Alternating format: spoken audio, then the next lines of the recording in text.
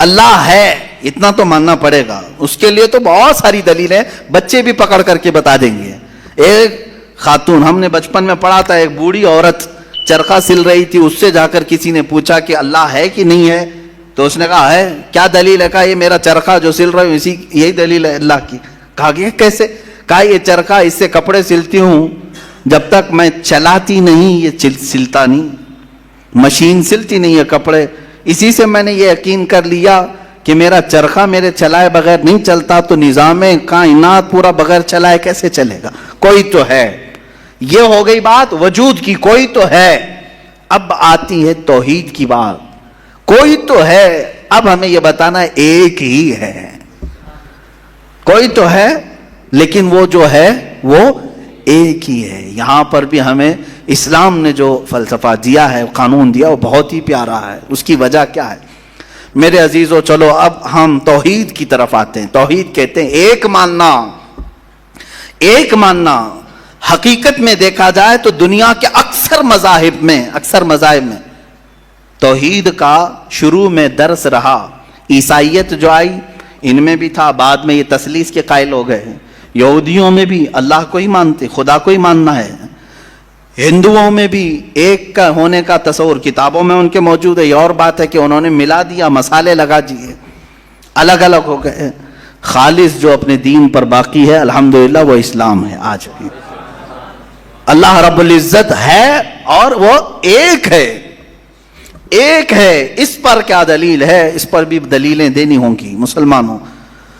عقلی دلیلیں بھی ہیں, نقلی دلیلیں بھی ہیں. نقلی دلیلیں ہمارے لیے, نقلی کا مطلب ہوا کسی جگہ سے ثابت ہے, قرآن سے حدیث سے یہ ثابت ہے تو یہ نقلی دلیل. عقلی جو عقل بھی جس کو تسلیم کرے, عقل جس کو ایکسپٹ کرے, وہ کیا ہے؟ اس بوڑھی عورت کا ہی میں بتا دوں جس نے چرخہ سلا, اور چرخے کو چلانے میں اس نے کہا کہ اللہ ہے, کوئی تو ہے, کیونکہ میری مشین بغیر چلائے نہیں چلتی. تو اس سے صاحب نے جس نے سوال کیا پوچھا کہ اچھا ہے تو کیا وہ ایک ہے کہ دو ہے؟ کہا نہیں ایک ہی ہے. کہا وہ کیسے؟ کہا دو ہو تو دیکھو تم سامنے بیٹھو, ادھر سے چلاؤ, میں ادھر سے چلاتی ہوں. پھر کپڑے کی کیا درگت بنتی ہے؟ تم اپنی طرف کپڑا کھینچ رہے ہوں گے, میں اپنی طرف کپڑا کھینچ رہی ہوں گی. اس سے میں نے یہ یقین کر لیا میرے کپڑے کو سلنے کے لیے میرے چرخے پر ایک ہی کا ہونا ضروری ہے. دو بیٹھیں گے تو کپڑا پھر پائجامے کی بجائے کرتا ہو سکتا ہے, کرتے کی بجائے بھی ہو سکتی ہے, کچھ بھی ہو سکتا ہے, کچھ بھی سل جاتا ہے. تو دو لوگ ایک مشین کو سلنے جائیں تو نظام درہم برہم ہو سکتا ہے. تو ایک پورے کائنات کا نظام اگر دو لوگ چلانے لگیں تو ایک دن ایک کہے گا نہیں میں آج بارش برساؤں گا, دوسرا کہے گا نہیں میں آج دھوپ ڈالوں گا, تیسرا کہے گا کہ نہیں میں آج چھاؤں ٹھنڈی پیدا کروں گا. تو یہ تو انہی کے درمیان جھگڑا ہوتا رہے گا. اسی لیے قرآن نے بھی کہا لو کان فیہما آلہۃ الا اللہ لفسدتا, اگر ان کائنات میں زمین و آسمانوں میں خدا کے علاوہ دو ہوتے تو ضرور اس میں فساد ہوتا, ضرور اس میں نظام درہم برہم ہوتا. میرے عزیزوں یہاں دیکھ رہے ہیں ہم بہت سارے نظاموں کو, کمیٹی کا مسئلہ ہے, مسجد کا مسئلہ ہے, بہت سارے چیزیں دیکھیں. صدر صاحب کچھ اور کرنا چاہتے ہیں, نائب صدر صاحب کچھ اور کرنا چاہتے ہیں, سیکریٹری کچھ اور کرنا چاہتے ہیں. حکومت میں جائیں پرائم منسٹر کو اور چاہتا ہے, ہوم منسٹر کچھ اور کہتا ہے, اس کی تو بڑی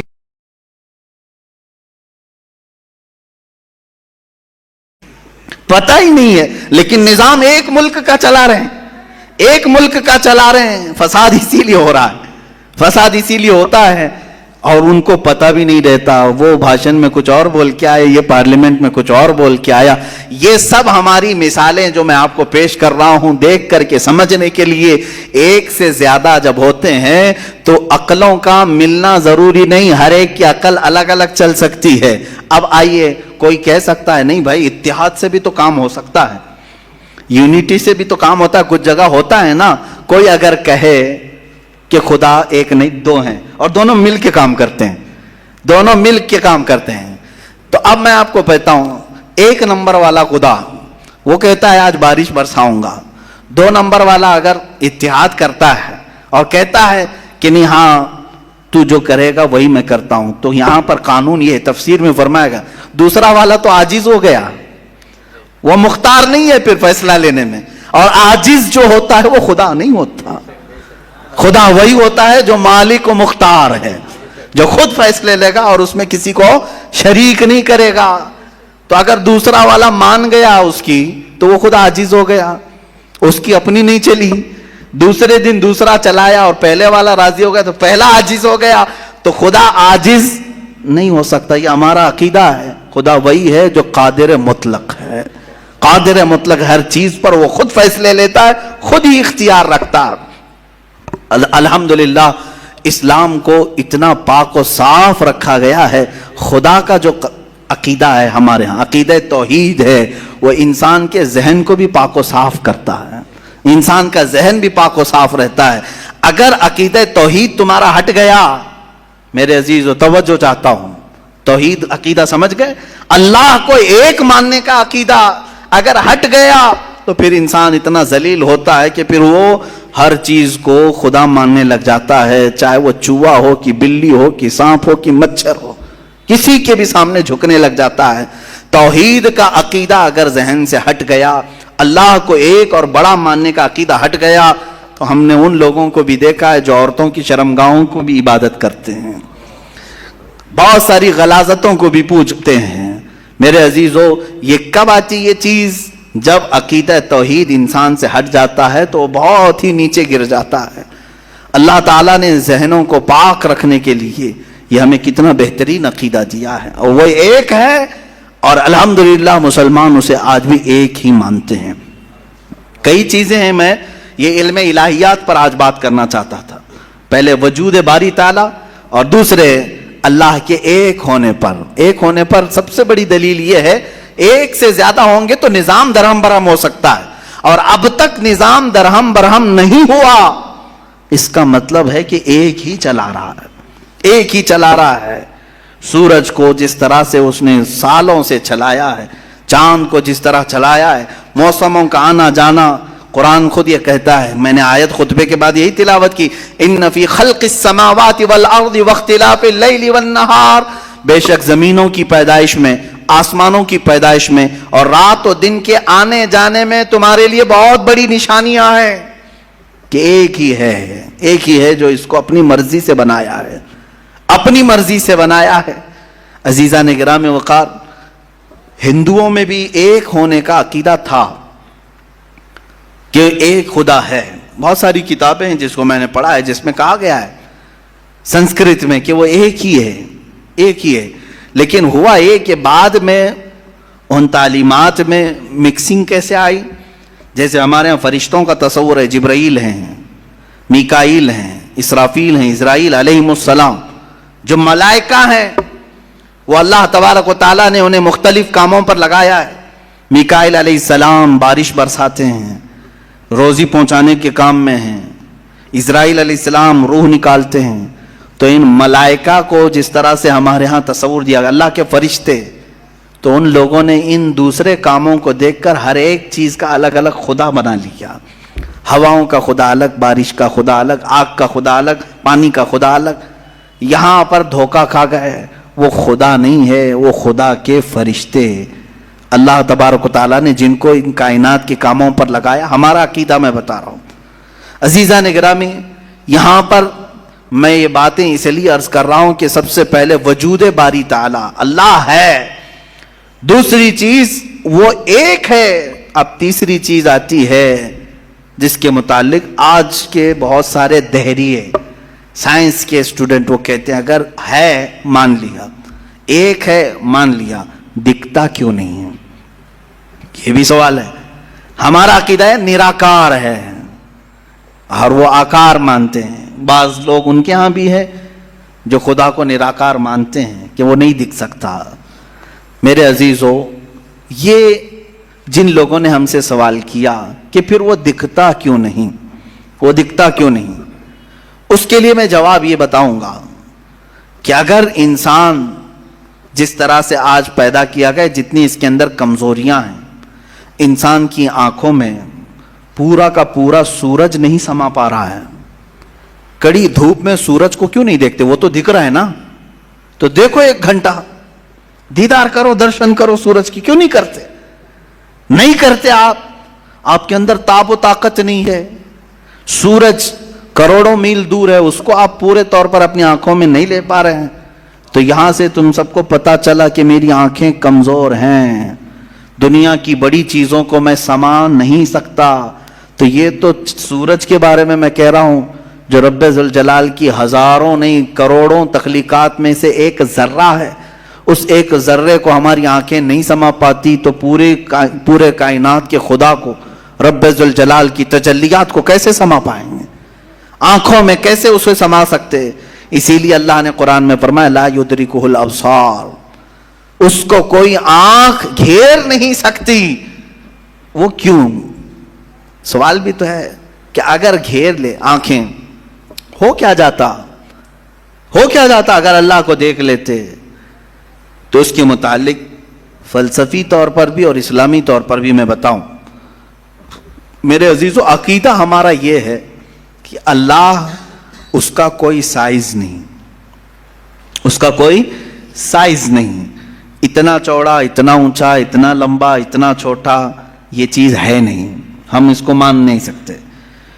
تو جب آنکھوں میں تمہارے کوئی چیز آئے گی تو وہ سائز والی ہی آئے گی, کچھ تو سائز ہوگا اس کا, چاہے وہ 100 کلومیٹر والا ہو. اگر آنکھوں میں آ گئی تو سائز بن گیا, اور جس چیز کا سائز بن گیا وہ خدا ہو نہیں سکتا. ہمارے ہاں یہ عقیدہ ہے کہ اللہ تبارک و تعالی جسم و جسمانیت سے پاک ہے, مکان و مکانیت سے پاک ہے. اس کی یہ تمام چیزیں ایسی نہیں جس طرح انسان کی آنکھ, ہاتھ, پیر, منہ, پیٹ, یہ تمام چیزوں سے وہ پاک ہے. وہ جیسا ہے وہ اللہ بہتر جانے.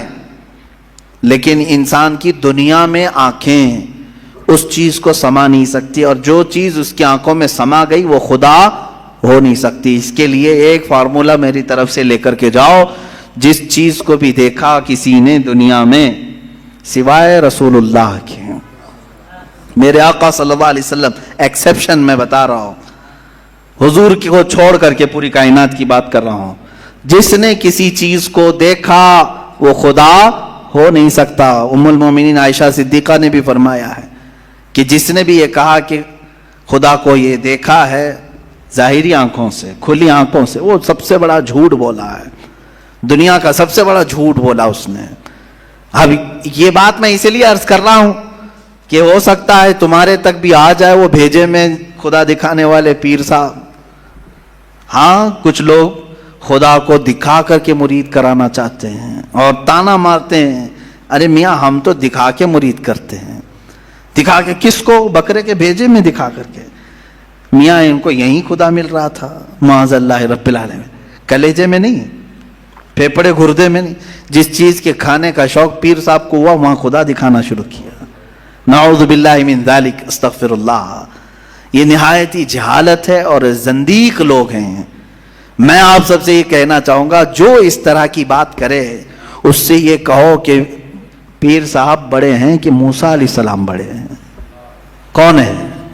موسیٰ علیہ السلام بار بار کہتے رہے مولا تو اپنا دیدار کرا دے, اور قرآن کہتا ہے لن ترانی, تم مجھے ہرگز نہیں دیکھ سکتے. اور پھر موسیٰ علیہ السلام نے اصرار کیا تو اللہ نے انہیں کوہ طور پر بلایا, اور یہ سب سنتے ہیں نا, معراج کے واقعے میں بھی سنایا جاتا ہے.